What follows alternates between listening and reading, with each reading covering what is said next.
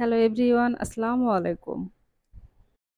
আমি আজকে বরবটি আর আলু দিয়ে রুই মাছ রান্না করব। বাসায় যেকোনো মাছ নিয়ে আসলে রুই মাছ নিয়ে আসবেই। রুই মাছ সাথে থাকবেই। তাই রুই মাছ অনেকভাবে খাওয়া হয়। ভাবলাম আজকে দেখি বরবটি আর আলু দিয়ে রুই মাছ রান্না করি।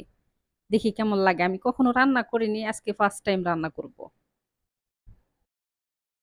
বরবটি আলু আমি কেটে নিয়েছি। এখন আমি পানি দিয়ে ধুয়ে পরিষ্কার করে নেব।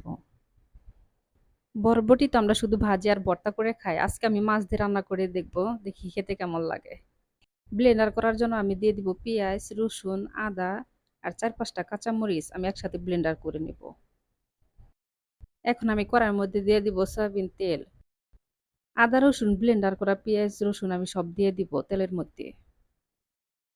মসলা আমি তেলের মধ্যে ভেজে নিয়ে এখন আমি দিয়ে দিব স্বাদ মতো লবণ। আর দিয়ে দিব ১/২ চামচ মরিচের গুঁড়া, ১/২ চা চামচ জিরার গুঁড়া, ১/২ চা চামচ ধনিয়ার গুঁড়া আর ১/২ চা চামচ হলুদের গুঁড়া। মসলা আমি তেলের মধ্যে কষিয়ে নিয়ে দিয়ে দিব সামান্য একটু পানি। মসলা আমি কিছু সময় কষিয়ে নেব। মসলা যে পর্যন্ত কষানোর উপরে তেল না উঠে আসবে সে পর্যন্ত আমি মসলা কষিয়ে নেব। মসলা কষিয়ে নেওয়া হয়ে গেছে। এখন আমি দিয়ে দেব ধুয়ে পরিষ্কার করে রাখা বরবটি আর আলু।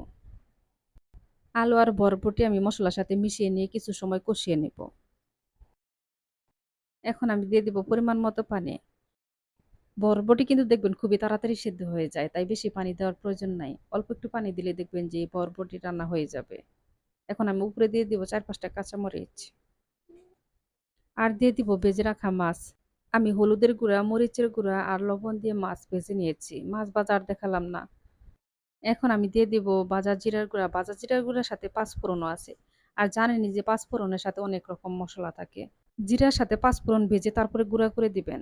আর এই বরবটির তরকারি অনেক মজা হয়েছিল। সবাই ভালো থাকবেন। আল্লাহ হাফেজ।